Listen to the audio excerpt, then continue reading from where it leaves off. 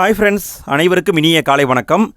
TNPSC விட்டிருக்கிற Tamil தகுதி தேர்வு வினாத்தாள்களையும் டிஎன்பிஎஸ்சியில் முந்தைய ஆண்டுகளில் வந்த வினாத்தாள்களையும் நம்ம தினமும் பார்த்துட்ருக்கோம். இன்றைக்கும் அதே மாதிரி தான் டிஎன்பிஎஸ்சியுடைய ஒரு முந்தைய ஆண்டு வினாத்தாள் எடுத்திருக்கோம். இதில் 100 கேள்வி இருக்குது. இதில் இருக்கிற 50 கேள்வியை நம்ம முந்தைய வீடியோவில் பார்த்துட்டோம். இந்த வீடியோவில் மீதம் இருக்கிற 50 கேள்வியை பார்க்க போகிறோம். என் கூட சேர்ந்து நீங்களும் இந்த 50 கேள்வியை முழுமையாக அட்டன் பண்ணுங்கள். 50 கேள்வியை முடிச்சுட்டு எத்தனை கேள்விக்கு உங்களுக்கு ஆன்சர் தெரிஞ்சது அப்படிங்கிறத மறக்காமல் கமெண்ட்டில் போட்டுவிடுங்க. ஃப்ரெண்ட்ஸ், வீடியோ பிடிச்சிருந்தால் லைக் போடுங்க. ஃப்ரெண்ட்ஸ், நிறைய பேர் வீடியோவை பார்க்குறீங்க, ஆனால் லைக் போடுறது ரொம்ப கம்மியாக இருக்குது. நீங்கள் போடுற ஒவ்வொரு லைக்கு, ஒவ்வொரு கமெண்ட்டும் எங்களுக்கு பூஸ்டப்பாக இருக்குது. ஸோ வீடியோ பிடிச்சிருந்தால் லைக் போடுங்க. வீடியோ எப்படி இருந்தது அப்படிங்கிறத மறக்காமல் கமெண்ட்டில் போட்டு விடுங்கள். சரி, இன்றைய வினாக்களை பார்க்கலாங்களா? 151வது வினா, ஆகு பெயர் பயன்படுத்தப்படாத பழமொழியை தேர்வு செய்க. ஆகு பெயர், இது நீங்கள் படிச்சிருப்பீங்க. எண்ணல் அளவை ஆகு பெயர், நீட்டல் அளவை ஆகு பெயர், எடுத்தல் அளவை ஆகு பெயர்னு படிச்சிருப்பீங்க இல்லையா? அப்போ இங்கே 4 தொடர் கொடுத்துருக்காங்க. ஆகு பெயர் வராத தொடர் எதுவோ அதை கேட்டிருக்காங்க. விடையை பார்க்கலாங்களா?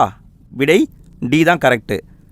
மற்றதில் என்னென்னு பார்த்தீங்கன்னா, 5 என்பது இது ஆகு பெயர், 4 இது ஆகு பெயர், அதே மாதிரி ஆளும் வேலும் இது பார்த்தீங்கன்னா ஆகு பெயர். சரிங்களா? அதாவது ஆகு பெயராக வந்திருக்கு, ஆனால் 4 கிளைமையும் நலிந்தோருக்கு இல்லை என்பது ஆகு பெயர் கிடையாது. அடுத்து 152வது கேள்வி, பன்னரும் கோங்கின் தன்னலம் கவற்றி. இது ஒரு பாட்டு வரிங்க. இவ்வடியில் இடம்பெற்றுள்ள எதுகை வகை. எதுகைனா 2ஆம் எழுத்து ஒன்றி வருவது. ஆனால் இங்கே என்ன கேட்டிருக்காங்க, என்ன எதுகை வகை வந்திருக்குன்னு கேட்டிருக்காங்க. இங்கே பார்த்தீங்கன்னா 1ல் வந்திருக்கு, இங்கே பார்த்தீங்கன்னா 3ல் வந்திருக்கு. 1, 3 இந்த 2லேயும் வந்தால் அது என்ன எதுகைங்க? விடையை பார்க்கலாங்களா? பொழிப்பு எதுகை. 153வது கேள்வி, அழகிய குளிர்ந்த கடம்பவனத்தை விட்டு இறைவன் நீங்கினான். எவ்வகை வாக்கியம் அப்படின்னு கேட்டிருக்காங்க. செய்யப்பாட்டு வினை வாக்கியமா, செய்வினை வாக்கியமா, பிறவினையா, தன்வினையான்னு கேட்டிருக்காங்க. விடையை பார்க்கலாங்களா? இது தன்வினை வாக்கியம். அடுத்து 154வது கேள்வி, எவ்வகை வாக்கியம் என கண்டறிக. நான் திடலில் ஓடினேன். இது எவ்வகை வாக்கியங்க? விடையை பார்க்கலாங்களா? இது தன்வினை வாக்கியம். அடுத்து 155வது கேள்வி, பின்வரும் தொடர் எவ்வகை தொடர் என கண்டறிந்து சரியானவற்றை தெரிவு செய்க. அதாவது கீழே இருக்கிற தொடர் என்ன தொடர்? குமரன் மலையில் நனையாமல் இல்லை. நனையாமல் இல்லைன்னா என்ன அர்த்தம்? நனைஞ்சிட்டான்னு அர்த்தம். ஆனால் இங்கே இப்படி கொடுத்துட்டு இது என்ன டைப்பான தொடர்னு கேட்டிருக்காங்க. விடை பொருள் மாறாமல் எதிர்மறை தொடர். பொருள் மாறலை, ஆனால் எதிர்மறையான தொடர். 156வது கேள்வி, வஞ்சித்தலைக்குரிய சீரமைப்பு. வஞ்சித்தலை இதுக்கான சீரமைப்பை கேட்டிருக்காங்க. நீங்கள் படிச்சிருப்பீங்க. நேர் நேர் தேமா, நிறை நேர் புளிமா, இந்த மாதிரிலாம் படிச்சிருப்பீங்க இல்லையா? அதை வச்சு கேட்டிருக்காங்க. விடை பார்த்தீங்கன்னா தேமாங்கனி புளிமா, இதுதான் வஞ்சித்தலைக்குரிய சீரமைப்பு. அடுத்து 157வது கேள்வி, சொல்லின் வகையை கண்டறிக. வெண்மை. வெண்மை என்பது எதுக்கு வருங்க? இது ஈஸி தான், கண்டுபிடிச்சிருப்பீங்க. வண்ண பண்பு பெயர். 158வது கேள்வி, வஞ்சி விருத்தம் என்பது. வஞ்சி விருத்தம் என்பது என்னன்னு கேட்டிருக்காங்க. இலக்கணத்தில் ரொம்ப டெப்த்தாக போயிட்டாங்க. விடையை பார்க்கலாங்களா? பி தான் ஆன்சர். சிந்தடி 4ஆய் ஒரு பொருள் மேல் ஒரு செய்யுள் மட்டும் வருவது, இதுதான் வஞ்சி விருத்தம். சிந்தடி 4ஆய் இருக்கும், ஒரு பொருள் மேல் ஒரு செய்யுள் மட்டும் வரும், இதுதான் வஞ்சி விருத்தம். 159வது கேள்வி, பின்வருவனவற்றுள் அகர வரிசைப்படி எழுதப்பட்ட நவமணிகளை தெரிவு செய்க. அதாவது அகர வரிசையில் அமைக்க சொல்கிறாங்க, அவ்வளோதான். சரிங்களா? கண்டுபிடிங்க பார்க்கலாம். கண்டுபிடிச்சிங்களா? விடையை பார்க்கலாங்களா? விடை பி தான் ஆன்சர். ஃபஸ்ட்டு கோ வரணும், அப்புறம் நீ, அப்புறம் பா, பூ, மா, நெடில் மா, அப்புறம் மூ, அப்புறம் வை, அப்புறம் வை. இதுதான் கரெக்டான ஆர்டரில் வந்திருக்கு. அடுத்த கேள்வியை பாருங்கள். 160வது கேள்வி, வினை எச்சம் கண்டறிக. அதாவது கீழே 4 சொல் கொடுத்துருக்காங்க. அதில் ஏதோ ஒன்று வினை எச்சமாக இருக்குது. அது என்னங்க, அதை கண்டுபிடிக்கணும். கண்டுபிடிச்சிருப்பீங்க. விடை ஓடி என்பது சரி. 161வது கேள்வி, வினைமுற்றை தெரிவு செய்க. வா, இது வந்து வேர் சொல்லுங்க. இதிலிருந்து வினைமுற்றை உருவாக்கணும். விடையை பார்க்கலாங்களா? வந்தான் என்பது வினைமுற்று. 162வது கேள்வி, ஒளி வேறுபாடு அறிந்து சரியான பொருளை தேர்க. இந்த மாதிரினா என்ன, இந்த மாதிரினா என்ன? இதுக்கான பொருளை கண்டுபிடிக்க சொல்கிறாங்க. விடையை பார்க்கலாங்களா? இந்த மாறி என்பது மலையை குறிக்கும். இந்த மாறி என்பது வேற அப்படிங்கிறத குறிக்கும். 163வது கேள்வி, ஒளி வேறுபாடு அறிந்து சரியான விடையை தெரிவு செய்க. ஒளி வேறுபாடை வச்சு சரியான விடையை நம்ம கண்டுபிடிக்கணும். பாருங்க, அலைனா என்ன, கலைனா என்ன, தலை, இலை. விடையை பார்க்கலாங்களா? சீதா ஆன்சர். அலை அப்படின்னா புற்று. இது தெரிந்திருந்தால் கூட ஆன்சர் போட்டிருக்கலாம். பாருங்கள், ஏவுக்கு 3, இங்கே பாருங்கள் ஏ இருக்குது, இங்கே பாருங்கள் 3 இருக்குது. அப்போ இதான் ஆன்சர்.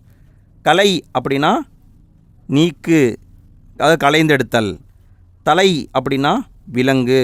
இலைனா இலைத்து போதல். ஸோ ஆன்சர் சி தான். 164வது கேள்வி, கொடுக்கப்பட்டுள்ள ஆங்கில சொல்லுக்கு இணையான தமிழ் சொல்லை எழுதுக.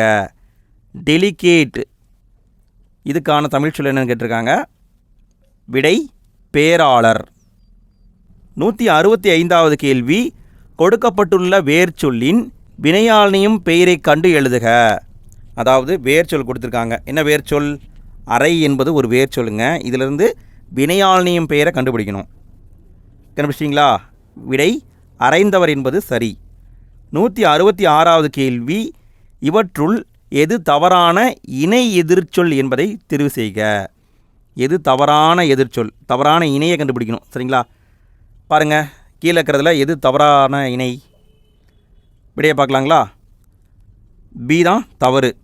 இரவுக்கு எதிர்ச்சொல் பகல், கரெக்டு. தன்மைனா குளிர்ச்சி, எதிர்ச்சொல் வெம்மை, கரெக்டு. விருப்புக்கு எதிர்ச்சொல் வெறுப்பு, கரெக்டு. அகலாதுன்னா அதாவது நீங்காது, போகாதுன்னா அதுவும் நீங்காது. அப்போ இது எதிர்ச்சொல் கிடையாது. அப்போ இதுதான் பொருந்தாது. 167வது கேள்வி, சரியாக பிரித்தெழுதப்பட்ட சொல்லை எடுத்தெழுதுக. அஞ்சிலோதி, இதை கரெக்டாக பிரிக்கணும். பிரிங்க பார்க்கலாம். இது வந்து 11ங்க. விடையை பார்க்கலாங்களா? அம் கூட்டல் சில கூட்டல் ஓதி என்பது கரெக்டு. 168வது கேள்வி, பின்வரும் சொல்லின் சரியான பிரித்தெழுதும் முறையை எடுத்தெழுதுக. ஊன் பொதிய விழா, இதை எப்படி பிரிப்பீங்கன்னு கேட்குறாங்க. ஊன் பொதிய விழா, பிரிங்க பார்க்கலாம். விடையை பார்க்கலாங்களா? ஊன் கூட்டல் பொதி கூட்டல் அவிழா, இதான் சரி. 169வது கேள்வி, எழுத்து வகை அறிந்து பொறுத்துக. அதாவது இலக்கணம் பேஸ்ட்டு கேட்டிருக்காங்க. உயிரீறு, மெய்யீறு அந்த மாதிரி கேட்டிருக்காங்க. விடையை கண்டுபிடிச்சிட்டிங்களா? விடையை பார்க்கலாங்களா? இயல் என்பது பார்த்திங்கன்னா உயிர் முதல் மெய்யீறு. அப்போ ஏவுக்கு 2, இங்கே பார்த்தீங்கன்னா ஏவுக்கு 2 வந்திருக்கு. அப்போ இதுதான் ஆன்சர். இது தெரிந்திருந்தால் கூட ஆன்சர் போட்டுடலாம். அதாவது உயிர் முதல் வந்திருக்கு. ஈ என்பது என்னங்க? ஈ என்பது உயிரெழுத்து. உயிரெழுத்து முதல்ல வந்திருக்கு. அடுத்து மெய்யீறு வந்திருக்கு. அதாவது மெய்யினா என்னதுங்க? இல் என்பது என்னங்க? இல் என்பது மெய்யெழுத்து. புள்ளி வச்ச எழுத்துனா மெய்யெழுத்து தானே. அது வந்து ஈருனா கடைசியாக வந்திருக்கு. புரியுதுங்களா? அடுத்தது பாருங்கள், புதிது. இந்த புதிதுக்கு விடை பார்த்தீங்கன்னா மெய் முதல் உயிரீறு. அடுத்தது புதிது. புதிது பூ, இதை எப்படி பிரிப்பீங்க? இப்பு கூட்டல் ஊன்னு பிரிப்பீங்க. அப்போ முன்னாடி என்ன வருது? மெய் எழுத்து வருது. அப்போ மெய் முதல்ல வருது. தூவை பிரிச்சிங்கன்னா என்ன வருங்க? இத்து கூட்டல் ஊன்னு வருமா? கடைசி என்ன வருதுங்க? ஊ வருது. அப்போ உயிரீர் வருது. புரியுதுங்களா? இந்த கான்செப்டில் தான் நம்ம பண்ணணும். சரிங்களா? இதை பார்த்துக்கோங்க. கொஞ்சம் டைம் அதிகமாக செலவு பண்ண வேண்டாம்.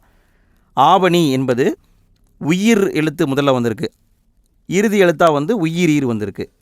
அப்போ இது வந்து கரெக்டு. வரம், இதில் பார்த்தீங்கன்னா இவ் வந்து வரும். இவ் கூட்டல் ஆ வரும். அப்போ மெய் எழுத்து முதல்ல வந்திருக்கும். இம் வந்து புள்ளி வச்சு எழுத்து மெய்யீர் கரெக்டாக வந்திருக்கு. 4. புரியுதுங்களா? அப்போ இதுதான் ஆன்சர். கொஞ்சம் இலக்கணத்தை படிச்சிங்கன்னா அண்டர்ஸ்டாண்ட் பண்ணிக்கலாம். அடுத்து 170வது கேள்வி, தமிழ் சொல் ஆராய்ச்சியில் உச்சம் தொட்டவர். தமிழ் சொல் ஆராய்ச்சியில் உச்சம் தொட்டவர் யாருன்னு கேட்டிருக்காங்க. இது டைரெக்டான வினா தான். விடை தேவநேய பாவாணர். 171வது கேள்வி, உவேசா அவர்கள் தமது வாழ்க்கை வரலாற்றை தொடராக எழுதிய இதழ் எதுன்னு கேட்டிருக்காங்க. இது வந்து பழைய சமச்சீர் புத்தகங்க. விடை ஆனந்த விகடன். 172வது கேள்வி, தமது தமிழ் கட்டுரையின் வழியாக தமிழை உயர்தனிச் செம்மொழி என்று பெருமைப்படுத்தியவர். உயர்தனிச் செம்மொழி என்று பெருமைப்படுத்தியவர் யாருன்னு கேட்டிருக்காங்க. விடை பரிதிமாற் கலைஞர். 173வது கேள்வி, வழக்கறிஞராக பணியாற்றிய தமிழ் கவிஞர். வழக்கறிஞர்னா வக்கீலாக பணியாற்றிய தமிழ் கவிஞர் யாருன்னு கேட்டிருக்காங்க. விடை நா. பிச்சமூர்த்தி. இது வந்து பழைய சமச்சீர் புத்தகத்தில் ஒளியின் அழைப்புன்னு இன்னும் ஒரு பாட்டு இருக்கும், அதில் கொடுத்துருப்பாங்க. அடுத்து 174வது கேள்வி, பொறுத்துக. கவிஞர்களையும் அவங்களுக்கு உண்டான சிறப்பு பேர்களையும் கொடுத்துருக்காங்க. ரொம்ப எளிமைதான். காந்திய கவிஞர் என அழைக்கப்படுபவர் நாமக்கல் கவிஞர். இதான் 1. அப்போ ஏவுக்கு 2. ஏவுக்கு 2ன்னு பார்த்தீங்கன்னா இங்கே 1 தான் இருக்குது. ஸோ கண்ணை மூடிட்டு ஆன்சர் போட்டு போயிட்டே இருக்கலாம், சரிங்களா? இருந்தாலும் பாருங்கள், ஊமை கவிஞர் என அழைக்கப்படுபவர் சுரதா, மக்கள் கவிஞர் என அழைக்கப்படுபவர் பட்டுக்கோட்டையார், கவிஞர் ஏறு என்று அழைக்கப்படுபவர் வாணிதாசன். அப்போ ஏதான் ஆன்சர். 175வது கேள்வி, பிசிராந்தியார் என்னும் நாடக நூலுக்காக சாகித்ய அகாதமி விருது பெற்றவர். பிசிராந்தியார் அப்படிங்கிற நாடக நூலுக்காக சாகித்ய அகாதமி விருது பெற்றவர் யாருன்னு கேட்டிருக்காங்க. விடை பாவேந்தர் பாரதிதாசன். 176வது கேள்வி, உணவு உடை அடிப்படை தேவை. அந்த தேவையை பூர்த்தி செய்தானதும் முதலிடம் புத்தகசாலைக்கு தரப்பட வேண்டும் என்று கூறியவர். இப்படி சொன்னவர் யாருன்னு கேட்டிருக்காங்க. விடை அறிஞர் அண்ணா. 177வது கேள்வி, மாந்தன் தோற்றமும் தமிழர் மரபும் எனும் தலைப்பில் உலகத்தமிழ் மாநாட்டில் சொற்பொழிவாற்றியவர். மாந்தன் தோற்றமும் தமிழர் மரபும் அப்படிங்கிற தலைப்பில் உலகத்தமிழ் மாநாட்டில் ஒருத்தர் போய் பேசியிருக்காரு. யாருன்னு கேட்டிருக்காங்க. விடை தேவிநேய பாவாணர். பழைய சமச்சீர் புத்தகங்க இது. 178வது கேள்வி, சோழ நாட்டை ஊட்டி வளர்ப்பது காவிரி ஆறு. அந்த நதியின் பெருமையாலேயே சோழவள நாடு சோறுடைத்து என்று கவிகள் புகழ்வாராயினர் என்று உரை நிகழ்த்தியவர். இப்படி சொன்னவர் யாருன்னு கேட்டிருக்காங்க. விடை ராப்பி சேதுப்பிள்ளை. 179வது கேள்வி, கூற்று 1, கூற்று 2, கூற்று 3 டைப்பில் கொடுத்துருக்காங்க. இந்த 3ல் எது சரின்னு கண்டுபிடிக்கணும். கூற்று 1, சங்க இலக்கியத்தின் மொத்த அடைகள் 26,350. கூற்று 2, உலக இலக்கியங்களுள் முதன்மை பெற்றுள்ளவை சங்க இலக்கியங்கள். கூற்று 3, விரிவாக உருவாக்கப்பட்ட இலக்கியங்கள் உலகில் வேறு மொழிகளிலும் உள்ளனன்னு கொடுத்துருக்காங்க. இங்கே சரியானதுன்னு பார்த்தீங்கன்னா 1, 2 சரி, 3 தவறு. வேறு எந்த மொழியிலுமே இந்தளவுக்கு டெப்த்தாக எழுதவில்லை. 180வது கேள்வி, மேடை பேச்சு எத்தனை நடைகளை கொண்டமைவதாக கூறப்படுகிறது. மேடை பேச்சில் எத்தனை நடைகள் இருக்குதுன்னு கேட்டிருக்காங்க. விடை 5 நடைகள் இருக்கிறது.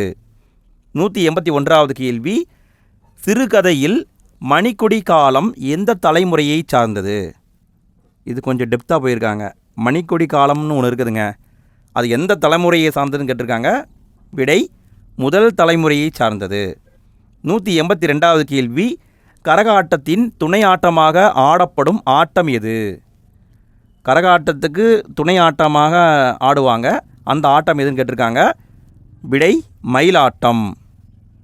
183வது கேள்வி, கீழ்கண்டவற்றுள் திருவிக எழுதாத நூல். திருவி கல்யாண சுந்தரனார் எழுதாத நூல் எதுன்னு கேட்டிருக்காங்க. இவரை பற்றி பழைய சமச்சீர் புத்தகம் 9ஆம் வகுப்பில் கொடுத்துருப்பாங்க. சரி, விடையை பார்க்கலாங்களா.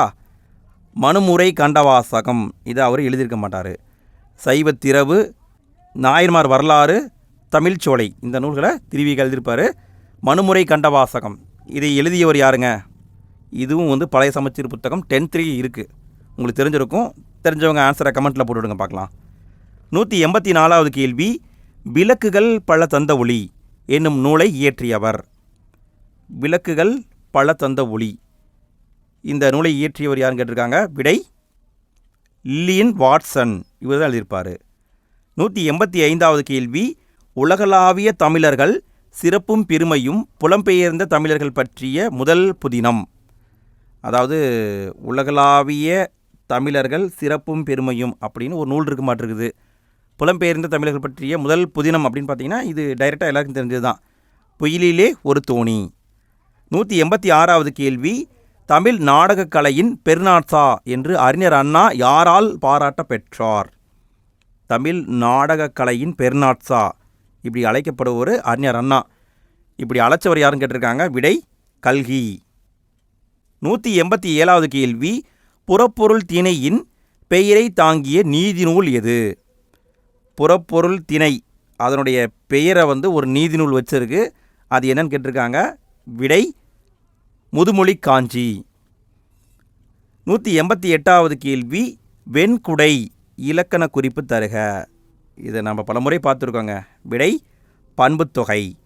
189வது கேள்வி, திரிகடுகம் என்ற நூலின் ஆசிரியர். இதுவும் டைரெக்டான ஒரு கேள்வி தான். விடை நல்லாதனார். 190வது கேள்வி, சிருங்கி பேரம் நகரில் வாழும் தலைவன் யார்? சிருங்கி பேரம் அப்படிங்கிற நகரில் வாழும் தலைவன் யாருன்னு கேட்டிருக்காங்க. விடை குகன். இது பழைய சமச்சீர் புத்தகம் 10ஆம் வகுப்புங்க. 191வது கேள்வி, அனகன் என்ற சொல் யாரை குறிப்பதாகும்? அனகன் என்ற சொல் யாரை குறிக்கும்னா இராமனை குறிக்கும். 192வது கேள்வி, யாழின் வகைகள் யாவை? யாழுடைய வகை எத்தனைன்னு கேட்டிருக்காங்க. விடை 4 வகைப்படும். 193வது கேள்வி, குடிமக்கள் காப்பியம் எனப்படுவது? குடிமக்கள் காப்பியம்னு எந்த நூல் அழைக்கிறான்னு கேட்டிருக்காங்க. விடை சிலப்பதிகாரத்தை தான் குடிமக்கள் காப்பியம்னு சொல்லுவாங்க. 194வது கேள்வி, போருள்ளந்தெடுத்த ஆரையில் நெடுங்கொடி வாரல் என்பன போல் மறித்து கைகாட்ட. இது சிலப்பதிகாரத்தில் இருக்கிற ஒரு வரிங்க. இந்த பாடலில் வரக்கூடிய அணி என்னன்னு கேட்டிருக்காங்க. இது 10th இருக்குன்னு நினைக்கிறேன். விடை தற்குறிப்பேற்ற அணி. 195வது கேள்வி, உமரப்புலவர் எழுதிய வேறு நூல். உமரப்புலவர் எழுதிய வேறு நூல் என்னன்னு கேட்டிருக்காங்க. விடை முதுமொழி மாலை. 196வது கேள்வி, பெருமாள் திருமொழியை பாடியவர் யார்? பெருமாள் திருமொழின்னு ஒரு நூல் இருக்குது. அதை பாடியவர் யாருன்னு கேட்டிருக்காங்க. விடை குலசேகர ஆழ்வார். 197வது கேள்வி, இரட்டுற மொழிதல் அணியின் வேறு பெயர். இரட்டுற மொழிதல்னு ஒரு அணி இருக்குதுங்க. அதுக்கு இன்னொரு பேரும் இருக்குது. அதை கேட்டிருக்காங்க. விடை சிலேடை அணி. 198வது கேள்வி, மனோன்மணியத்தில் வரும் கிளைக்கதை எது? மனோன்மணியம்னு ஒரு நூல் இருக்குதுங்க. அதில் ஒரு கிளைக்கதை வருது. அது என்னன்னு கேட்டிருக்காங்க. விடை சிவகாமியின் சரிதம். 199வது கேள்வி, இரகசிய வழி என்ற நூலை தழுவி சுந்தரனார் மனோன்மணியம் அப்படிங்கிற நாடகத்தை எழுதிய ஆண்டு அப்படின்னு கேட்டிருக்காங்க. அதாவது மனோன்மணியம் அப்படிங்கிற நாடகம், இது நாடகங்க எழுதியிருக்காங்க. 200வது கேள்வி, கடைசி கேள்விங்க. ஃப்ரெண்ட்ஸ், வீடியோக்கு லைக் போட்டிங்களா? வீடியோ பிடிச்சிருந்தால் லைக் பண்ணுங்கள் ஃப்ரெண்ட்ஸ். வீடியோ எப்படி இருந்தது அப்படிங்கிறதையும் மறக்காமல் கமெண்ட்டில் போட்டுவிடுங்க. இதே மாதிரி நிறைய வீடியோ போட்டிருக்கோம். மறக்காமல் எல்லா வீடியோவும் பார்த்து நிறைய பயிற்சி எடுத்துக்கோங்க. 200வது கேள்வி, உலகம் நிலையற்றது என பாடிய சித்தர் யாருன்னு கேட்டிருக்காங்க. விடை குதம்பை சித்தர். ஃப்ரெண்ட்ஸ், வீடியோவுடைய எண்டு ஸ்க்ரீனில் அடுத்த வீடியோவுக்கான லிங்க் வந்திருக்கும். அந்த லிங்கை கிளிக் பண்ணுங்கள். அதில் டிஃப்ரெண்ட்டாக 50 கேள்வி நம்ம பார்க்க போகிறோம். இதே மாதிரி எல்லா வீடியோவையும் பார்த்து யூஸ் பண்ணிக்கோங்க ஃப்ரெண்ட்ஸ். அடுத்த வீடியோவில் மீண்டும் சந்திப்போம். நன்றி.